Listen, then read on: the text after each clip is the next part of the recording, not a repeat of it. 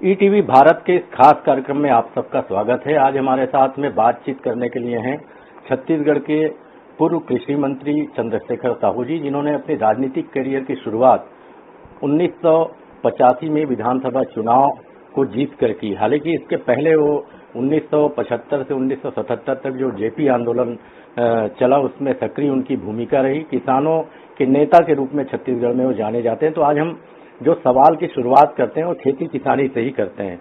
अभी बारिश ने काफी यहाँ पर दस्तक नहीं दी, जबकि अमूमन 15 जून तक यहाँ पर मानसून आ जाता है। आपको क्या लग रहा है कि कितनी ये चुनौती है किसानों के लिए खास?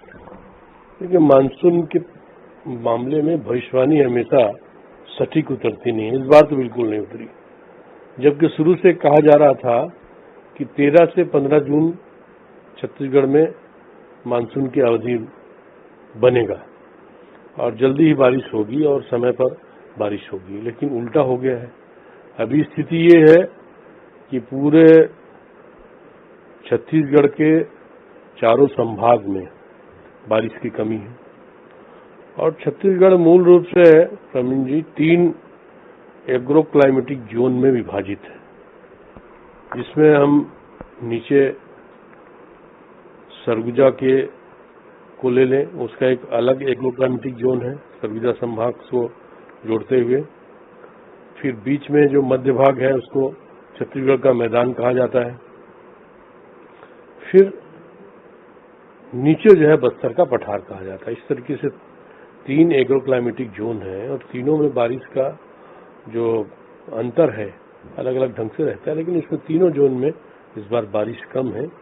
तो इसलिए किसानों के माथे पर थोड़ी चिंता की लकीर है, लेकिन हमको उम्मीद है कि छत्तीसगढ़ में बारिश भले विलंब से हो रहा है, लेकिन कहीं न कहीं बारिश होगी और ठीक से बारिश होगी। एक मामला और अभी उभर के सामने आ रहा है। बारिश से तो चिंतित हैं जो किसान है छत्तीसगढ़ के, अभी से खाद की कमी को लेकर, खासकर यूरिया और डीएपी की कमी को लेकर राजनीति भी चल रही है। ऐसा लगता है एक तरफ राज्य सरकार का कहना है कि केंद्र आवंटित नहीं किया है, जितने खाद की जरूरत थी उतनी उपलब्धता नहीं है, और दूसरी तरफ यहाँ पर आपकी पार्टी जो है उनका आरोप ये है कि राज्य में जो बाजार हैं सामान्यतः वहाँ पर मौजूद हैं व्यापारियों के पास में यूरिया और डीएपी, लेकिन सरकारी राशन की जो दुकानें हैं या जहाँ से सरकारी दुकानों से दी जानी है खाद, वहाँ पर कमी है। तो ये क्या मामला है, थोड़ा समझाएंगे? निश्चित रूप से खरीफ सत्र में शुरुआत में ही डीएपी और दूसरे जो खाद है उर्वरक, रासायनिक उर्वरक, उसकी पूर्ति होनी चाहिए। और खरीफ के काफी पहले से इंडेंट मांगा जाता है और इंडेंट भेजा जाता है कि आपके यहाँ कितनी जरूरतें हैं, उसकी पूर्ति कहाँ से होगी। अलग अलग रासायनिक उर्वरक के जो आवश्यकता है उसको आप किस प्रकार से सुनिश्चित कर रहे हैं। शुरुआत में जैसे फास्फेटिक खाद डीएपी के रूप में उपयोग होता है, यूरिया के होता है, पोटास है, और इस तरीके से जो भी माइक्रो न्यूट्रिएंट है इन सब की पूर्ति समय पर करने के लिए राज्य सरकार पूरी तरीके से सजग हो, तभी ये मामला ठीक होता है। जैसे मैंने अपने कार्यकाल का अनुभव देखा है कि हम बहुत पहले से इसकी एडवांस लिफ्टिंग करते थे, डबल लॉक में रखते थे, और अपनी प्राथमिकता है सहकारिता क्षेत्र, जो किसानों की संस्थाएं हैं, सहकारी सोसाइटी, उसके मार्फत पहले लोगों को मिले, बाद में फिर वो खुले बाजार में या जहाँ पर भी प्राइवेट सेक्टर उसमें मिले। अभी ये स्थिति हो रही कुछ सालों से, खासकर 2 साल से, कि एक तो खाद की कमी तो पूरे देश में बरकरार रहता ही है, संकट से चल ही रहा है अंतर्राष्ट्रीय दृश्य में युद्ध का और इसका उसका जो भी कारण है, लेकिन हम उर्वरक पर अपनी निर्भरता कैसे कम करें, ये भी हमारे सामने एक स्ट्रेटजी के रूप में, आवश्यकता के रूप में दिखाई पड़ रही है। और फिर इसकी पूर्ति कैसे ठीक ढंग से हो, व्यवस्थित कैसे हो। प्राइवेट सेक्टर को पहले मिल जाता है तो निश्चित रूप से संतोष होगा, और इसी को लेकर केंद्र और राज्य के मामले में किसान निश्चित रूप से भ्रमित होता है, और उनको क्या लेना देना है। आपकी जवाबदारी, प्राथमिक जवाबदारी है राज्य सरकार की कि वो किसानों को आपूर्ति करे। कितना मिला, कैसे मिला, कब नहीं मिला, कब मिलेगा, ये किसानों के लिए कोई सोचने का विषय नहीं है। और अभी परेशानियां हैं, इसलिए लोग अब सड़क पे आ रहे हैं, किसान को सड़क पर उतरना पड़ रहा है।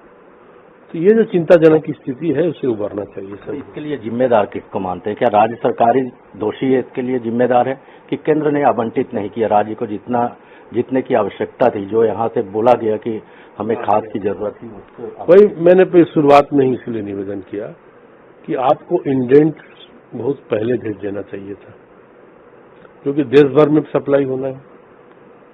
यूरिया चूंकि नीम कोटेड है, ये एक अच्छा निर्णय मोदी जी के आने के बाद हुआ, तो वो इंडस्ट्रियल उपयोग उसका बंद हो गया, या दुरुपयोग जो होता था वो बंद हुआ।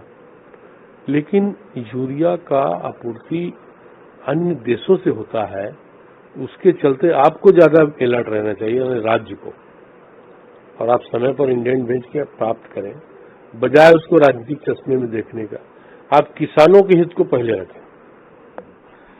तो ये थे चंद्रशेखर साहू जी, जिन्होंने किसानों से जुड़े विभिन्न विषयों पर तो अपनी बात रखी। इन्होंने कहा कि सांसदों के साथ भी सरकार को सामंजस्य स्थापित करते हुए चर्चा करनी चाहिए और उनकी भूमिका क्या हो सकती है प्रदेश के विकास में, इसको लेकर भी उनसे चर्चा होनी चाहिए। इन्होंने इस बात पर भी चिंता जताई कि जिस तरीके से कई क्षेत्रों में प्रदेश के जो पिछड़ी जाति के वर्ग के लोग हैं वो भी धर्मांतरित हो रहे हैं, जो एक चिंता का विषय इन्होंने बताया, और इसे रोकने के लिए एक सामाजिक चेतना की आवश्यकता है, ऐसा इन्होंने कहा है। कैमरामैन मिथिलेश साहू के साथ प्रवीण सिंह, ईटीवी भारत, रायपुर।